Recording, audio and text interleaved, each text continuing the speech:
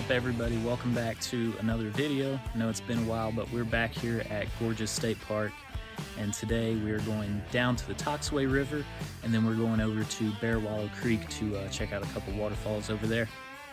So today's proposed route is we're going to start up here at the Bearwallow Trailhead, and then we're going to make our way across Upper Bearwallow Falls over here to Bob's Bear Creek, bushwhacking down to the Toxaway River. Then we're going to be coming up and hitting Bearwallow Creek right over here, where there's a series of 4 waterfalls, and that'll be our trip for the day, so it should be fun. So let's get started. Right now I'm at the top of Upper Bearwallow Falls. It's well over 100 feet over a couple drops, and this is the Bearwallow Creek. The falls are kind of back that way, as you can kind of see where it starts to drop. So to continue forward, we're going to cross over here. It's pretty shallow, pretty flat, so there shouldn't be any issues. And then we'll be on an old forest road and we'll head down. So let's do it safely.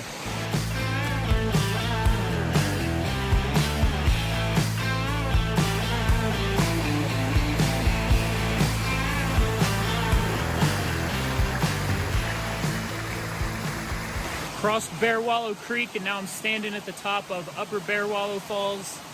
And you can see back here someone's got a little bench they can sit on. So let's go see what this looks like. So now we're standing kind of in the middle of Upper Bearwallow Falls. That's where we were up there. And you can even see there's another drop right down there. There's a really nice photo from that rock where you can kind of get both of these drops. But this is a part of Upper Bearwallow Falls that most people don't ever see from the viewing platform downstream. So let's get back on the trail and continue down the forest road towards the Toxaway.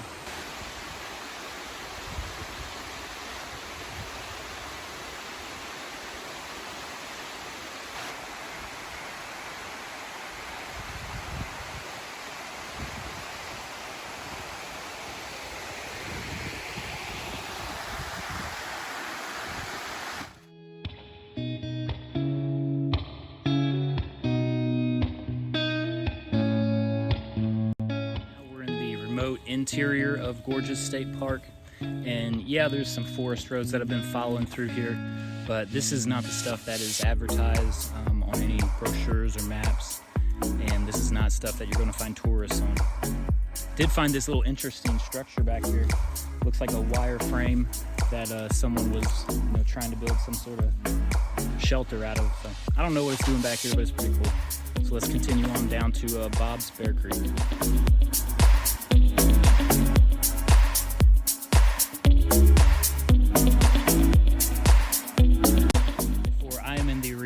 Interior of Gorges State Park. There's no roads back here. There's not really much of a trail, and I stumbled across this old car. I mean, who knows how long it's been back here. I'm sure at one time there was logging operations and they probably just left it there, but interesting. You never know what you'll find out here. All right, so I'm down at Bob's Bear Creek, and pretty much what I'll be doing is I'll be following the path of least resistance, which most likely will be wading in the creek. We'll be following this down all the way until it joins the Toxaway.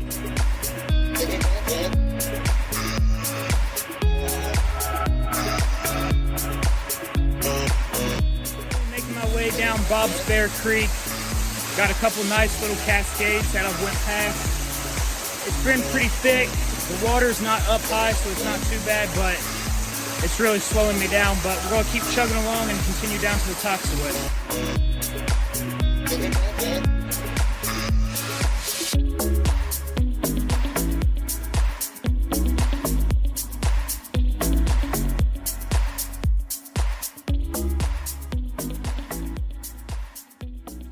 We're at the Toxaway River right now.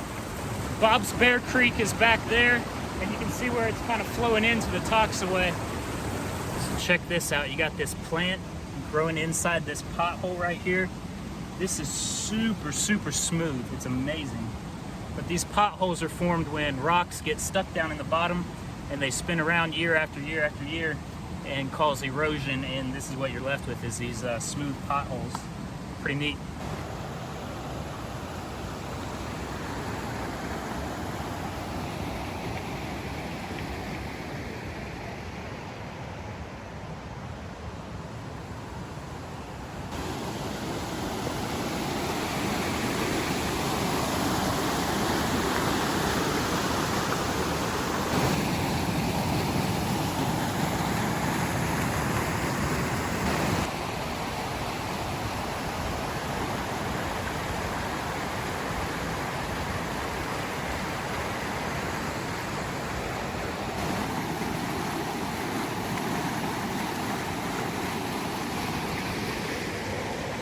So one thing you'll notice about the Toxaway is how there's all this exposed granite everywhere. And that's because in 1916, when the Toxaway Dam, which is a couple miles upstream, when that broke, all the water in Lake Toxaway came flowing through here and just ripped up all the vegetation, and this was the result of it. And you can see that over 100 years later, the terrain is still showing the effects of the flood. During that flood, they got 24 inches of rain in 24 hours, and that's ultimately what caused the dam to break, and all that water came rushing down through here. Thing is, kayakers will run pretty much the entire length of this river when the water is up. There's a couple of dicey spots up there. There's a couple of holes. It's one of the tougher runs down here in the southeast. As I said before, kayakers will run this river, and right behind me is one of the rapids they call Feeding Trough, and it's easy to see why as the entire river narrows and gets pushed down through here.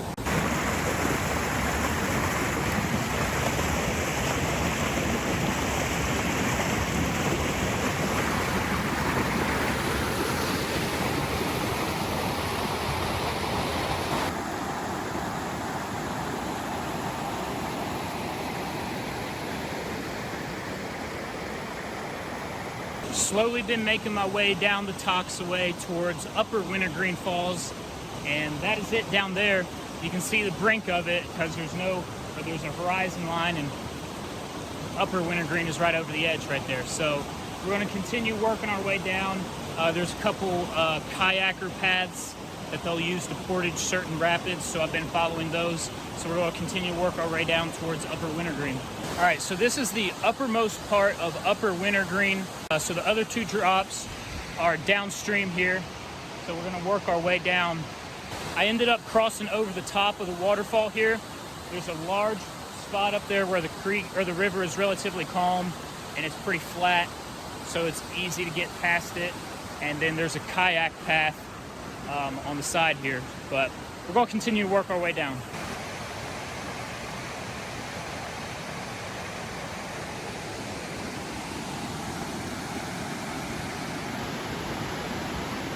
All right, so here behind me is the second drop, and then down there you can see the third drop. So we're going to continue to work our way down, and we'll see all three drops of Upper Wintergreen.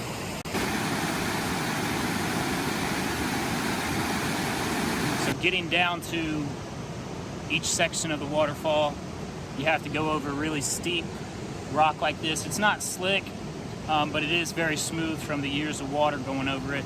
So a lot of times you end up just kind of sliding down and try to do it safely.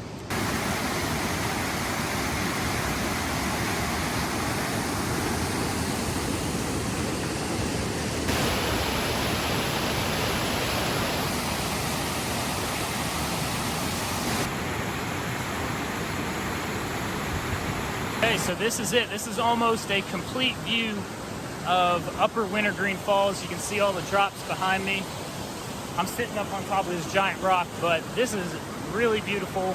I love the rugged beauty and remoteness that comes with the Toxaway River. Really pretty waterfall, remote. Not gonna find anyone out here. So let's keep on working our way downriver.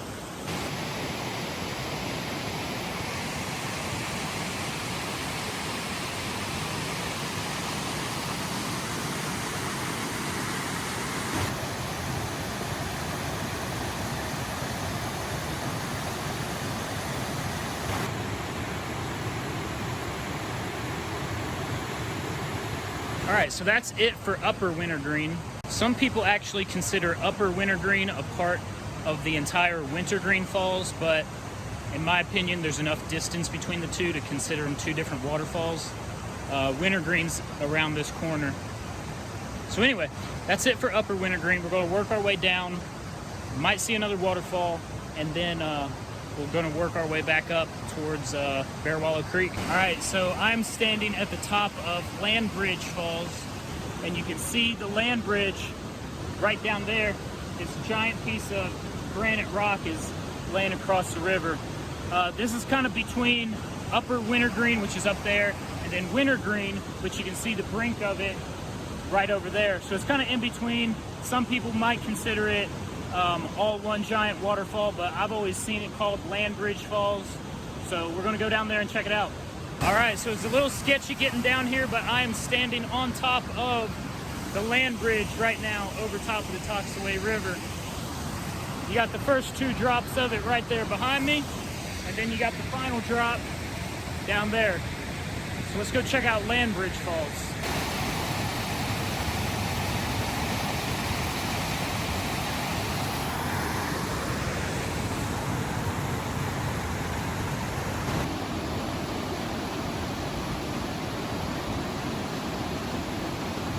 So for obvious reasons, kayakers won't run this waterfall. That's because that gap down there is very, very small.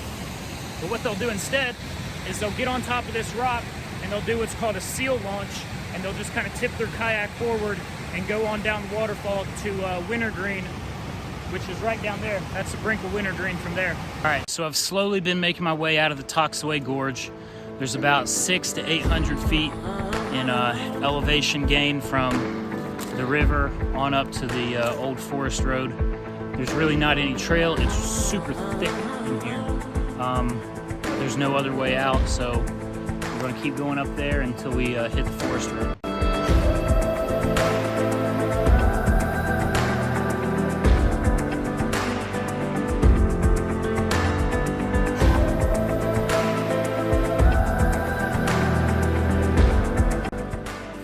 Forest road, and now I'm headed down a unmarked trail. It's not an official trail, but it's definitely maintained enough to where it's easy to follow. And I'm actually underneath some giant power lines right now that run through the center of the parks. But we're almost to Bearwallow Creek, so we're going to keep heading that direction.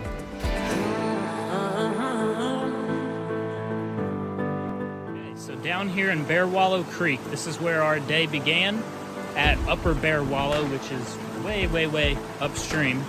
But between Upper Bearwallow and where I'm standing are 4 different waterfalls. Collectively, they're known as Paw Paw Falls, but each of them have a different name. So we're gonna work our way upstream and go see those 4 waterfalls.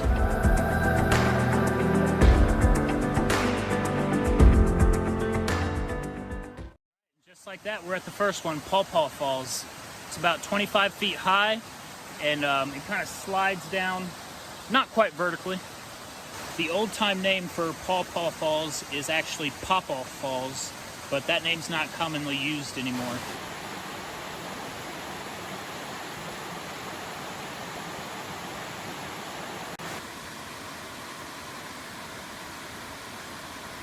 So that's it for Paw Paw Falls. I gotta find a way to get up above this. I'm not sure how to do that, but we'll figure it out, and we'll go on to the next one.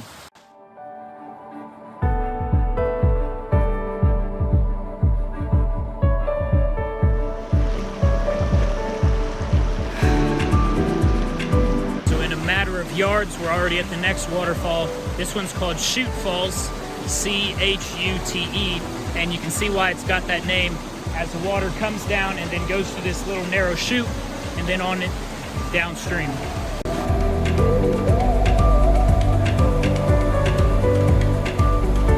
As with all of these waterfalls, I got to figure out how the best way to get upstream to the next one is. Right now I'm not really seeing any options, but we'll keep exploring. I know it's been done and I know it can be done, but we'll find a route.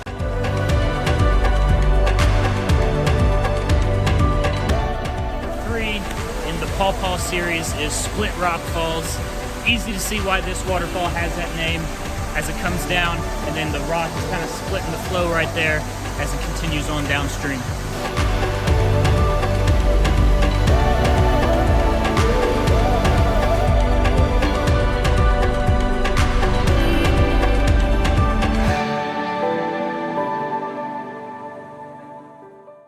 So here's the last waterfall, Indian Camp Falls.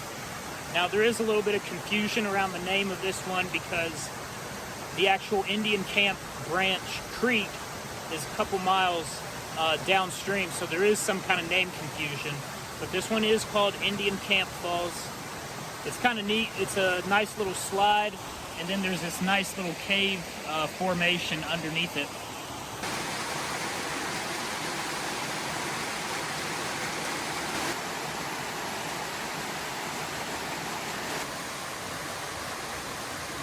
Alright, that settles it for today's video. I hope y'all enjoyed getting to see the wild and remote Toxaway River, as well as Bearwallow Creek and the falls on it. I still got probably a 1.5 mile, 2 mile hike out of here. Make sure to check out the other videos. Thanks for watching, and we'll see you next time.